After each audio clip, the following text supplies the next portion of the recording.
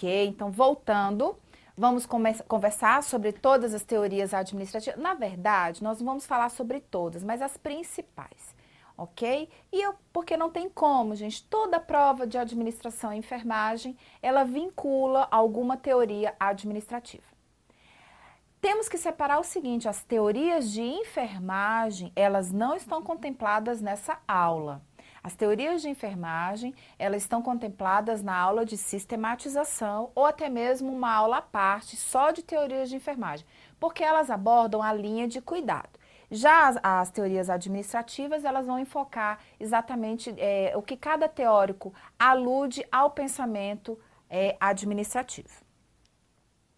A primeira teoria, então, que eu quero conversar com vocês é a teoria científica. Olha o que o nome diz, gente, científica. Não lembra ciência?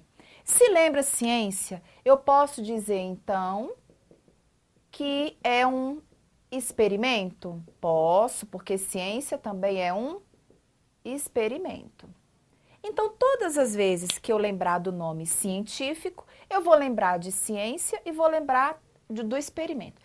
Tudo isso é para fazer com que eu me lembre do famoso estudo. Porque a teoria científica, ela foi conhecida pelo estudo dos tempos e movimentos. Vou contar essa história para você. Quem foi que criou a teoria científica?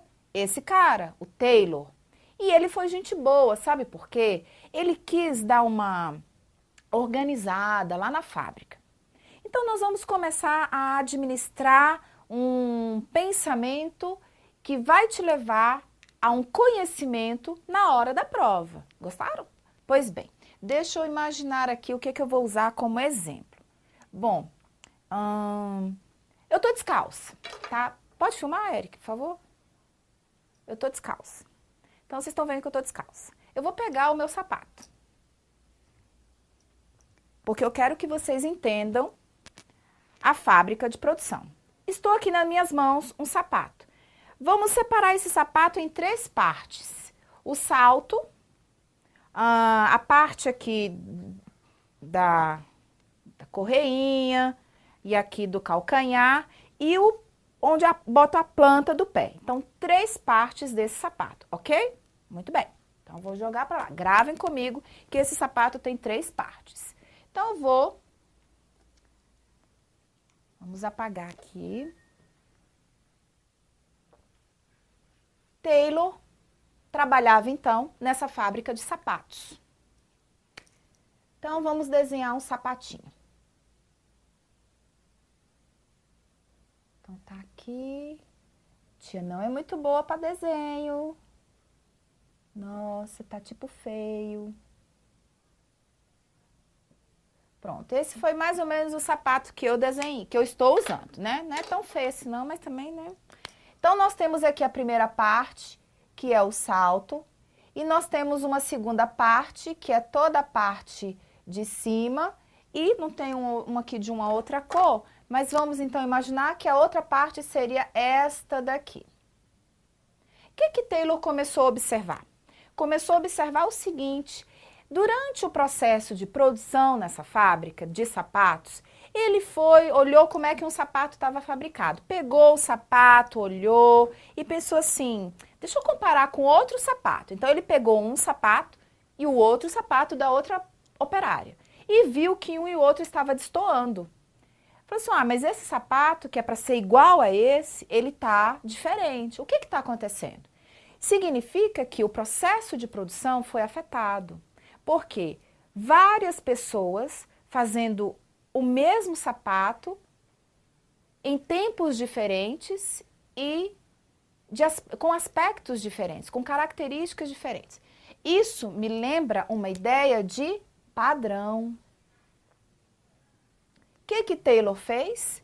A partir deste momento, o operário A, então o operário A, vai ser responsável pela confecção apenas do salto.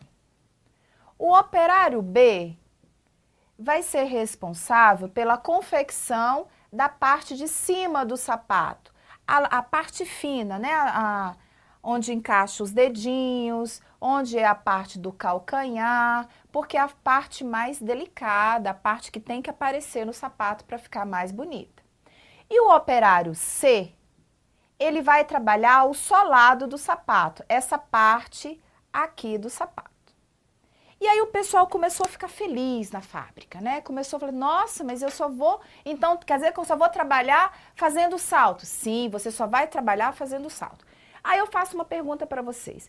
Vocês acham que um operário A, fazendo 5 saltos, ele trabalha melhor ou ele trabalha melhor fazendo o sapato inteiro? O que você me diz? Eu suponho, e acho que você vai concordar comigo, que esse operário A, ele vai realizar de uma forma mais efetiva só a realização, a fabricação dos saltos. Consequentemente, o operário B vai trabalhar melhor, porque ele vai, gente, se especializar. Então, nós estamos lidando agora com outra questão, outro termo. Eu penso num padrão, porque todo salto vai ser trabalhado por uma pessoa só, então eu vou padronizar. E ao mesmo tempo, a partir do momento que eu divido a minha tarefa, eu estou especializando o meu operário. Então, voltando, especializo o meu operário quando eu divido a tarefa. Aqui no caso, era um operário fazendo todo o sapato e que não estava me dando uma qualidade, um padrão como era o esperado. A partir do momento que eu dividi o trabalho, a tarefa, e coloquei um operário A, um B e um C para fazer o mesmo sapato, significa que eu vou dar mais padrão a este processo com uma especialização desse meu operário. Vamos ver então o que Taylor diz no seu texto.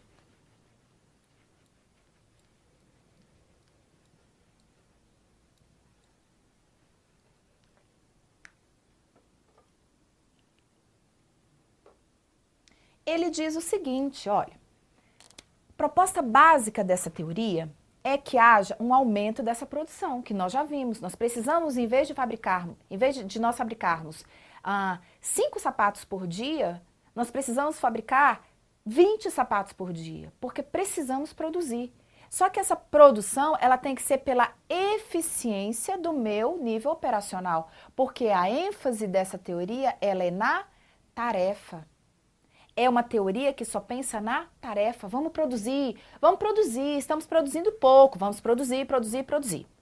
Com essa história de aumentar a produção, eu sempre vou pensar na tal ORT. E aqui a gente começa a pensar, a verificar questões de prova. A ORT, que é Organização Racional do Trabalho, ela diz o quê? Eu vou pegar o meu trabalho e vou decompor o meu trabalho, eu vou analisar e vou testar o meu trabalho cientificamente. Só depois de decomposto, analisado e testado é que, de fato, ele vai ser colocado como um método a ser seguido naquela organização. Então, o que Taylor diz?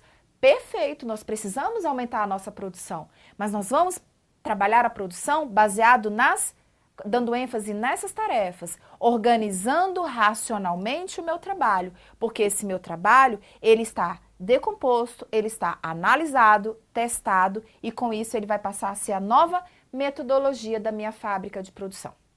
Tudo isso que nós conversamos, ele deu um nome e esse nome foi dado para esse estudo dos tempos e movimentos. Porque é o estudo do trabalho onde eu tive a forma de produção sendo avaliada naquele tempo e qual o movimento que era empregado para essa produção.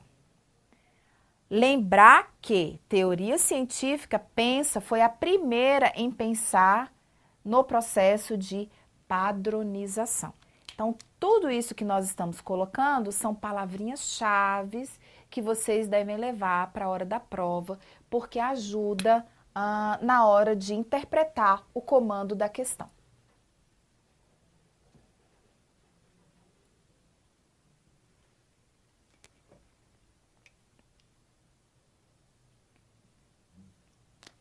Taylor, então, dizia o seguinte, vamos dividir o trabalho, foi o que nós fizemos, o operário A, B e C. Vamos especializar esse operário, certo? E vamos padronizar todas as nossas atividades. Ou seja, eu não vou ter mais um sapato que tem um salto mais para um lado, mais para o outro, ou um salto que está faltando a borrachinha, ou um sapato que está com a correia mais aberta ou mais fechada. Eu vou ter sapatos fabricados de uma forma padrão e todos vão desenvolver as atividades que foram colocadas como método. Agora, vocês repararam que se o foco é tarefa, tarefa, tarefa, produção, temos que produzir mais sapatos, vamos produzir.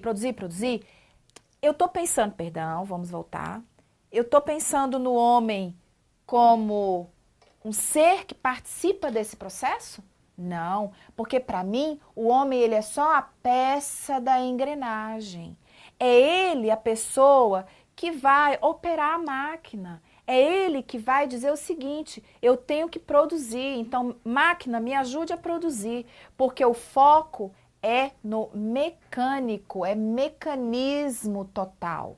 E se eu tenho uma elevação da minha produção, lembra que eu falei para vocês que eu só tenho produção em larga escala, eu vou fazer com que haja um liberalismo, o que, gente? Econômico. Sendo divulgado para a minha população. Com isso, eu vou ter a tal da livre concorrência, que nós já conversamos sobre isso. Vou facilitar a economia? Vou. É por isso que o homem, nesta teoria, ele tem uma visão econômica. Eu posso chamá-lo, então, de homos econômicos, vem lá do latim. E esse homem econômico, gente, ele é motivado pela remuneração material que lhe é dada. Ou seja, quanto mais você produzir sapatos, mais eu vou lhe pagar. E quanto maior essa produção, maior vai ser a minha remuneração. Não é muito diferente dos dias atuais, né? Em algumas empresas, algumas organizações continuam pagando os operários pela produção que eles apresentam no final do mês ou no final do período estipulado. O mais importante é entender que a teoria de Taylor é uma teoria que foca as tarefas. O foco é mecânico, é produção. Deixa um pouco o ser humano de lado. Então tá aqui o nosso estudo. Posso passar para cá, Eric? O nosso estudo de tempos e movimentos, que é o estudo de Taylor, o estudo da teoria científica, que ele me diz que vai separar cientificamente esse trabalhador, porque ele precisa identificar o processo de produção. Ele vai dizer para esse trabalhador o seguinte, a partir de hoje você vai trabalhar com tal metodologia de trabalho, porque ele vai decompor o trabalho, vai analisar, vai testar e vai dizer o seguinte, fica melhor nós produzirmos desta forma, ou fica melhor nós produzirmos daquela outra forma. Mas com isso, gente, nós temos a possibilidade da tal lei da fadiga. Porque é a tal história, cara crachá, chega uma hora que o braço não aguenta, a coluna não aguenta, o corpo de quem está operando a máquina ou de quem está produzindo não aguenta. Então, se na prova cair que Taylor ou o Taylorismo, que é outro nome que pode ser dado para a teoria científica, citar a lei da fadiga, é verdadeiro, porque a lei da fadiga está relacionada ao aumento de produção ou produção em larga escala pelos operários. Se eu tenho uma seleção científica desse trabalhador, se eu tenho um método de trabalho a ser empregado e se eu tenho possibilidade de evitar a tal lei da fadiga, eu vou ter um padrão na minha produção. E se eu tenho esse padrão na minha produção, gente, eu vou ter o quê? Maiores lucros e salários, porque vem lá da minha máxima eficiência que nós vamos entender. Obviamente que eu tenho incentivo, obviamente que eu tenho uma supervisão direta nessa minha organização, né? Com as condições ambientais adequadas para eu estimular essa minha produção.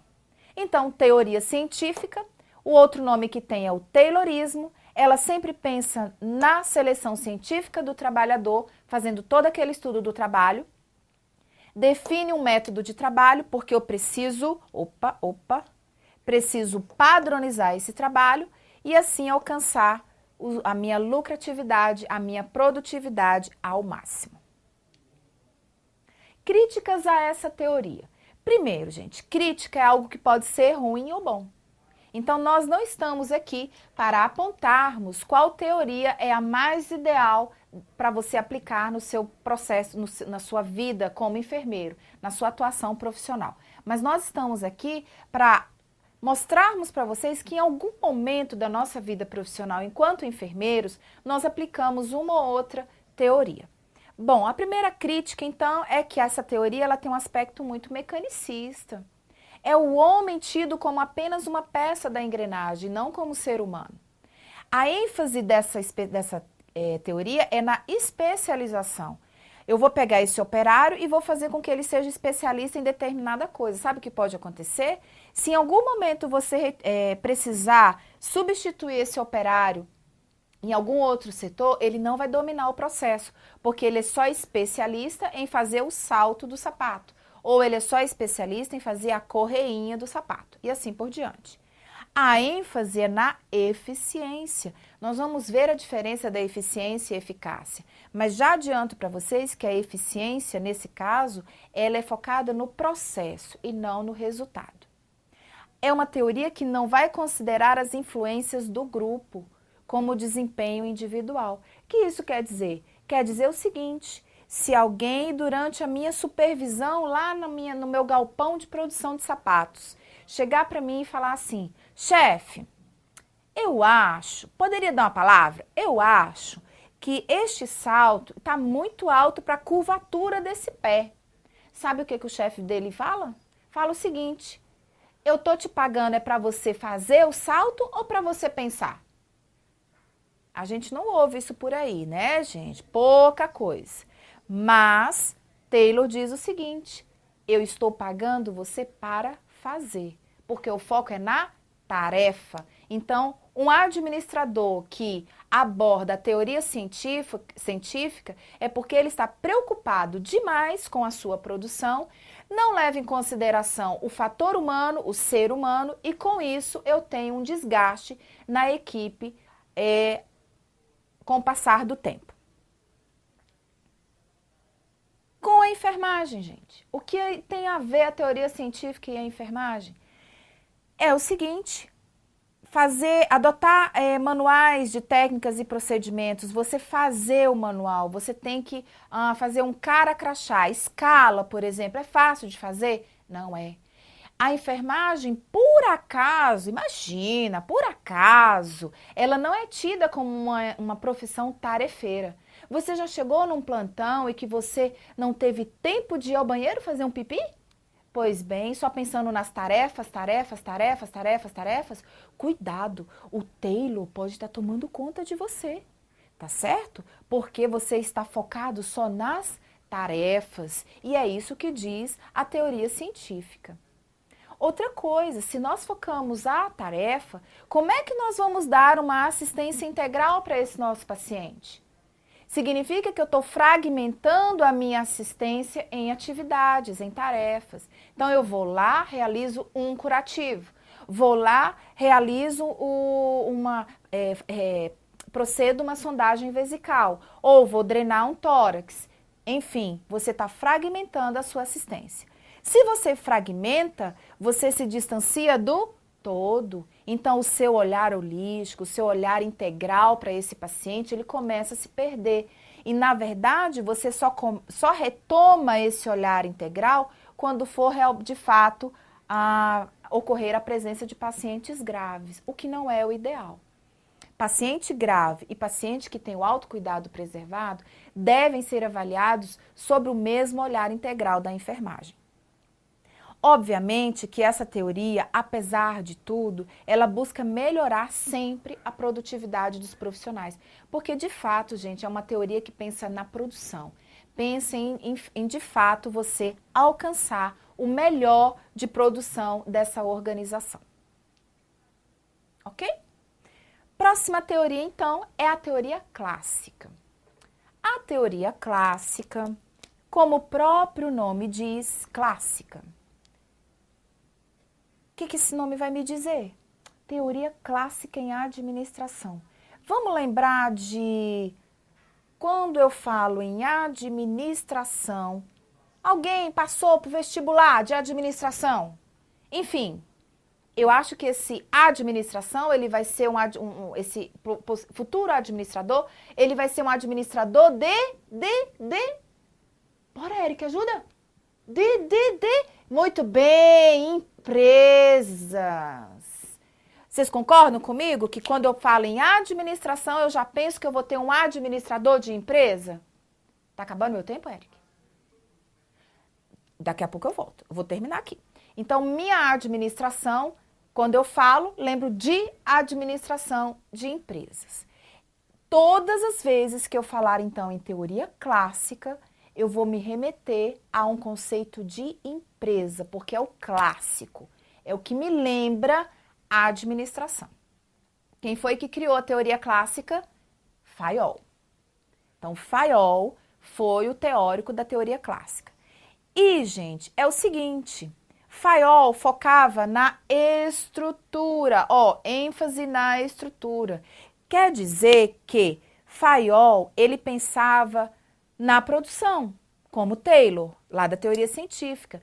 Mas ele pensava na produção assim, nossa, você vai produzir, falava para o operário A, nossa, você vai produzir tantos saltos de sapato, mas a sua cadeira não tem uma ergonomia para você produzir esses tantos saltos durante o dia, você vai acabar se prejudicando ao final do dia.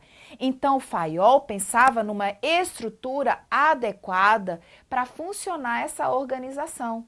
Porque, de fato, se eu tenho uma estrutura adequada para funcionar a minha organização, eu vou ter um aumento de produção, porque é consequência disso, uma vez que estou buscando a eficiência dessa minha organização. Vou tomar uma aguinha e já volto. Já volto, fica aí, não sai daí.